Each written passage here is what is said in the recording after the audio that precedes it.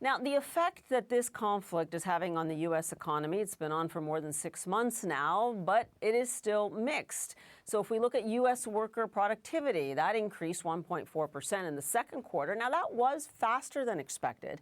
The growth that took place despite the conflict and those soaring oil prices. And all of this is helping to keep the economy on solid ground for now. Markets have remained steady despite slowing GDP growth, higher inflation, and big questions, of course, about AI investment. Now, a new study by the Peterson Institute says U.S. tariffs have failed to significantly reduce America's dependence on Chinese goods and services. Remember, this was a key objective of the Trump administration. All of this adds to a more complicated picture for the economy as it stands right now. Here with us is Mary Lovely. She is Senior Fellow at the Peterson Institute for International Economics. I'm glad you are with us. I do want to turn to this issue of the tariffs first and foremost, because it might shock people that the tariffs now, we are more than a year in terms of they were introduced. We understand that then they were knocked down, some of them at least, by the Supreme Court. But what did your study find exactly? Yeah, it's a very complicated landscape with tariffs going on, coming off, exemptions going on, new products being added. What we look at is the extent to which we're actually decoupling from China. A recent study put out by the Brookings Institution argued that the tariffs had failed on most of the objectives. The trade deficit is not coming down. Foreigners are not paying for the import taxes. American importers are, but they scored it as, raising revenue, which it does. We know it's coming from us, but most importantly, decoupling from China. And they did that on the fact that sort of the headline numbers, what we all read in the paper, is that China's share of our import bundle has gone down, and it's gone down by quite a lot in a fairly short time. It's fallen by about 7 percentage points in 6 years. Now, if you think about that, that's a huge bundle of goods. Like, Americans have not stopped importing. Where is that stuff coming from, and who's able to replace China so quickly? If it looks like magical thinking, I think it is. What we find is that China has set up factories, as have other multinational companies in third countries, particularly Vietnam and Mexico, and they're buying inputs from China that are then assembled in those countries and exported to the U.S. to avoid the tariff. So we're getting almost as much content from China, what's made in China. It's just coming through these indirect routes. So on average, we find that over the same period where the headline numbers show 7, in some cases 9 percentage points decline, we find a 2 percentage point decline in the amount of Chinese content that's coming into the U.S. economy. So, Mary, if we try and boil this down to what the Trump administration wants and what policy could be going forward, when we look at, let's say, the trade deal between Canada, Mexico, and the United States, such as it is, what they're trying to negotiate now is the so-called content rules, because we know that the United States knows full well that China is moving to these third countries. Mexico happens to be one of them, and the U.S. is trying to enforce those content rules. So do you see any strategy here? Because right now, the United States does not seem to be coming to the table on a trade deal with Canada and Mexico either. So what is it that they actually want? Is it just the income from the tariffs at this point?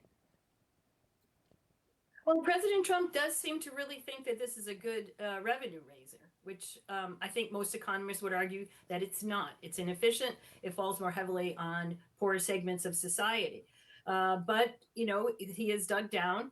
He wants to bring production here. The problem is, of course, is that, as you mentioned earlier, the U.S. economy has been stable, even growing.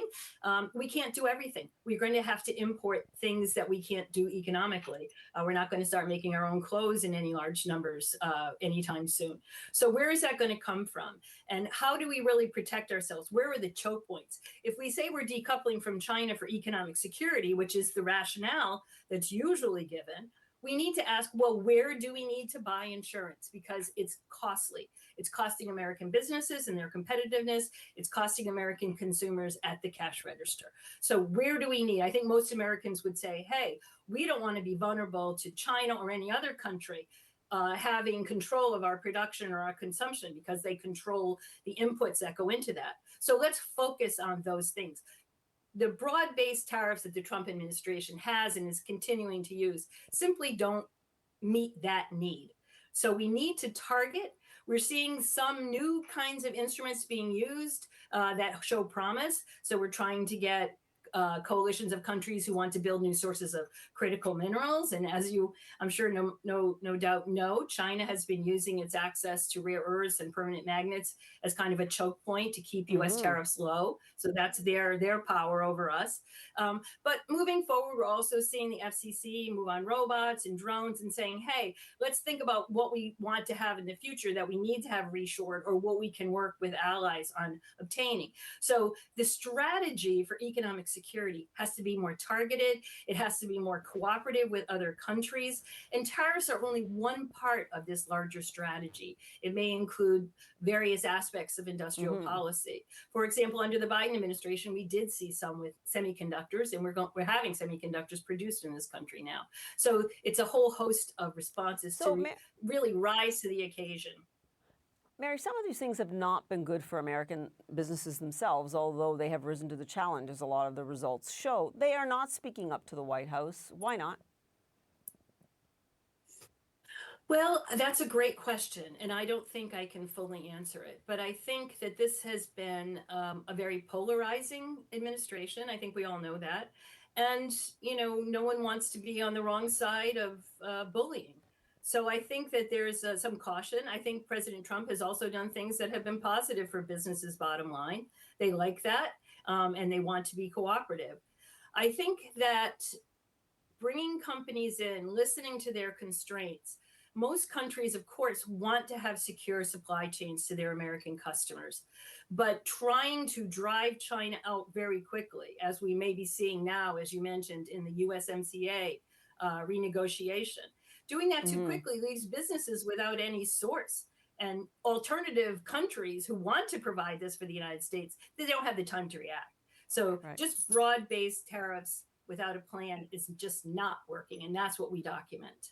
All really interesting, though, and as many people have pointed out, Mary, it doesn't matter if a Democratic administration comes in. They may just keep these tariffs on because they raise so much money. Mary Lovely, we'll have to leave it there. Thanks so much. Appreciate it. Thank you.